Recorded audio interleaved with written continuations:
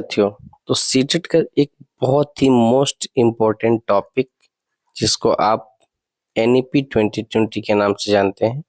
NEP यानी new education policy, या इसको नेशनल एजुकेशन राष्ट्रीय शिक्षा नीति, इसको न्यू एजुकेशन पॉलिसी भी बोलते हैं या नेशनल एजुकेशन पॉलिसी यानी राष्ट्रीय शिक्षा या नई शिक्षा नीति भी बोलते हैं, जो 2020 के नाम से जाना जाता है। तो ये जो है 2020 यानी 19 जुलाई को 2020 का इसकी घोषणा हुई थी, है ना। और ये लागू कब हुआ था? तो लागू फिलहाल अभी तक नहीं हुआ है, लागू किया गया ये क्वेश्चन सही नहीं है। हाँ, लेकिन इसकी जो घोषणा हुई थी ये 2020 में ही हुई थी, 29 जुलाई को, ठीक है। और सबसे पहला जो राज्य था वो उत्तराखंड राज्य था, जो जुलाई 2022 में पूरी तरीके से अपने यहाँ लागू किया, लेकिन अभी पूरे भारत में कहीं भी इसको लागू नहीं किया गया है। तो इसी के बारे में इस वीडियो में हम बात करने वाले हैं कि एनईपी 2020 के तहत न्यू एजुकेशन पॉलिसी के तहत क्या की नई चेंजेस होने वाले हैं, उन सभी को हम क्वेश्चंस के माध्यम से देखेंगे, जो आपके सीटेट के एग्जामिनेशन में सीधे देखने को मिलेंगे। तो चलिए हम शुरू करते हैं। तो जैसा कि आपने पहले क्वेश्चंस का आंसर जान लिया कि ये 2020 में ही क्या हुआ था, इसकी घोषणा हुई थी, ये संविधान में पारित हुआ था और 29 जुलाई को, ठीक है। एनईपी 2020 किस शिक्षा नीति को प्रतिस्थापित करता है? तो ये 1986, इससे पहले जो 1986 की शिक्षा नीति थी जिसके तहत अभी तक हम लोग चल रहे हैं, उसी के जगह पे प्रतिस्थापित करना, यानी उसके जगह पे एक न्यू एजुकेशन पॉलिसी बनी जिसका नाम एनईपी 2020 है। तो ये 1986 को क्या करती है? प्रतिस्थापित करती है। एनईपी 2020 में स्कूली शिक्षा की संरचना क्या है?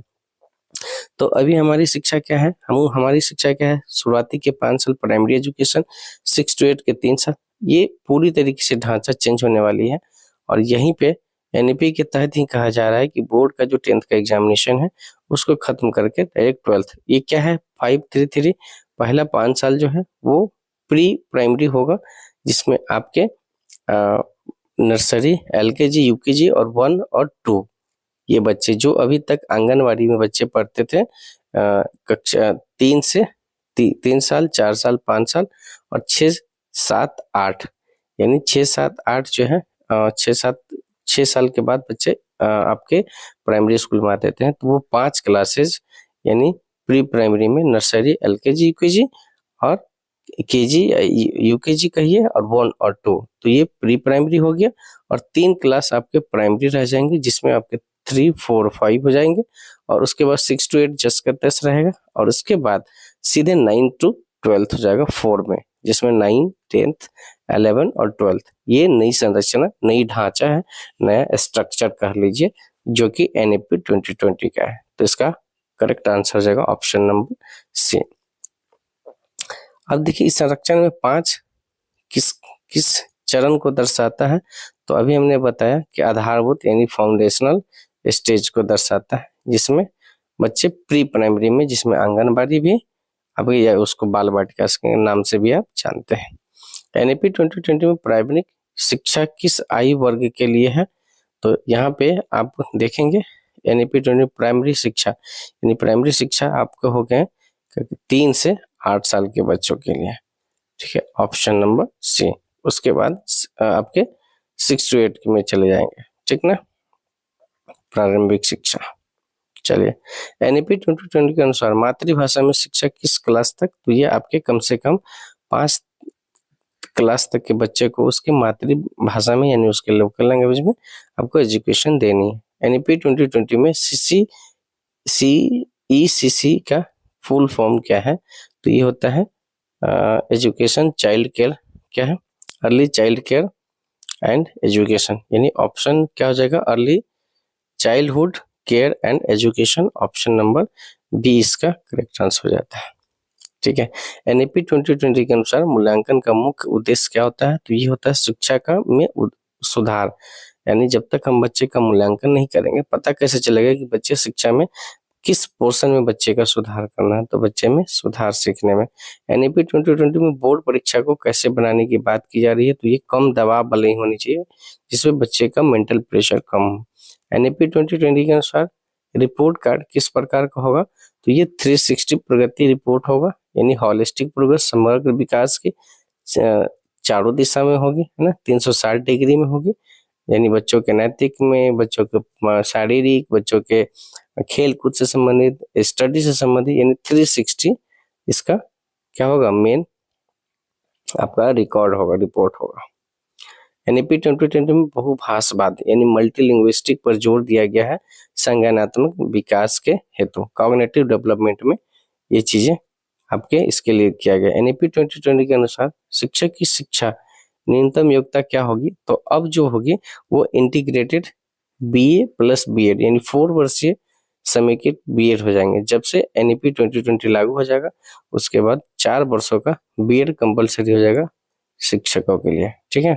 एनईपी 2020 के अनुसार शिक्षक भर्ती किस आधार पे होनी चाहिए, तो ये तो स्वाभाविक बात है, आपकी योग्यता और प्रदर्शन पे होनी चाहिए, है ना। आपकी जो योग्यता डिमांड करती है सरकार वो होनी चाहिए और उसके अकॉर्डिंग परीक्षा आप प्रदर्शन करके। एनईपी न्यू एजुकेशन पॉलिसी में सीखने को किस प्रकार का बताया गया है, तो ये छात्र केंद्रित होना चाहिए, यानी बच्चे को सेंटर में रखना है। और यदि आपको भी सीटेट क्लियर करना है तो आपको छात्र को केंद्र में रखना ही होगा। आप कितना जानते हैं उससे मतलब नहीं है, बच्चे को क्या चाहिए वो जरूरी है। व्यवसायिक शिक्षा किस कक्षा से शुरू करनी है, तो कक्षा 6 से आपको जो है वो व्यवसायिक शिक्षा शुरू कर देनी है। एनईपी 2020 के अनुसार कोडिंग किस स्तर से शुरू करनी है, तो ये कोडिंग आपके उच्च प्राथमिक से करना है, 6 to 8 से करना है, ठीक है, कोडिंग की पढ़ाई। एनईपी 2020 में समावेशी शिक्षा का अर्थ क्या होता है, ये होता है आपका सभी बच्चों के लिए समान अवसर प्रदान करना, चाहे वो किसी भी वर्ग किसी भी कैटेगरी से। एनईपी 2020 में सीखने का तरीका कैसा होना चाहिए, तो ये एक्सपेरिमेंटल होना चाहिए, एक्सपीरियंशियल होना चाहिए, यानी अनुभव पे आधारित होनी चाहिए। 2020 में नेशनल करिकुलम फ्रेमवर्क किस वर्ष, है ना, किस वर्ष जो है क्वेश्चन क्या कर रहा है, अपडेट होगा, तो ये जो 2005 वाला एनसीएफ अभी तक हम पढ़ते आ रहे हैं वो कब होगा, तो 2020 के बाद नया एनसीएफ आया है 2022 वाला। एनईपी 2020 में कला और विज्ञान को कैसे देखा गया है, तो ये एकीकृत में देखा गया है, यूनिफाइड रूप से देखा गया है विज्ञान और कला को एक साथ। एनईपी 2020 में सीखने के परिणाम लर्निंग आउटकम्स का महत्व क्या है, तो ये सीखने की गुणवत्ता के लिए होता है ना, ऑप्शन नंबर सी हो जाएगा।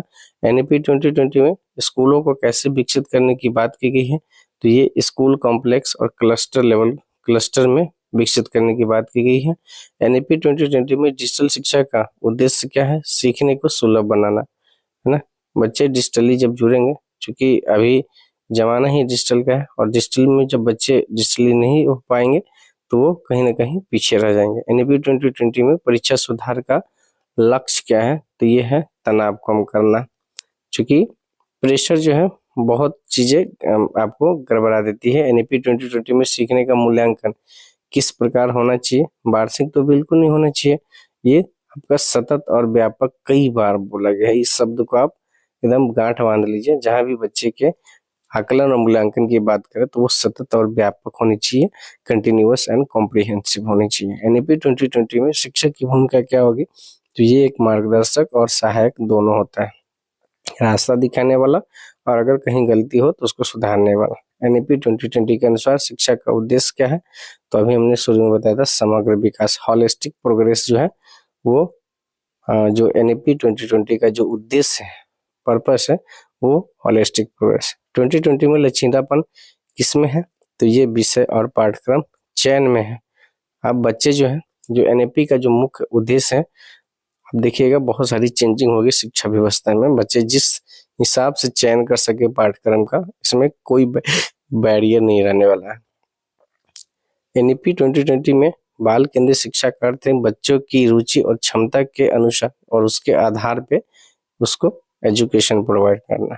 एनईपी 2020 से प्रश्न क्यों पूछे जाते हैं, ठीक है, शिक्षक की नई भूमिका को समझने हेतु, तो ऑप्शन नंबर से। तो आई होप कि आपको एनईपी से संबंधित ये 30 क्वेश्चंस काफी हेल्प करेगा आपके एग्जामिनेशन में। तो मिलते हैं नेक्स्ट वीडियो में। बाकी अगर कोई डाउट और क्वेरी हो तो आप कमेंट के जरिए हमें बता सकते हैं। तब तक के लिए आप स्वस्थ रहिए, मस्त रहिए, अपने पढ़ाई में व्यस्त रहिए। Thank you so much. जय हिंद।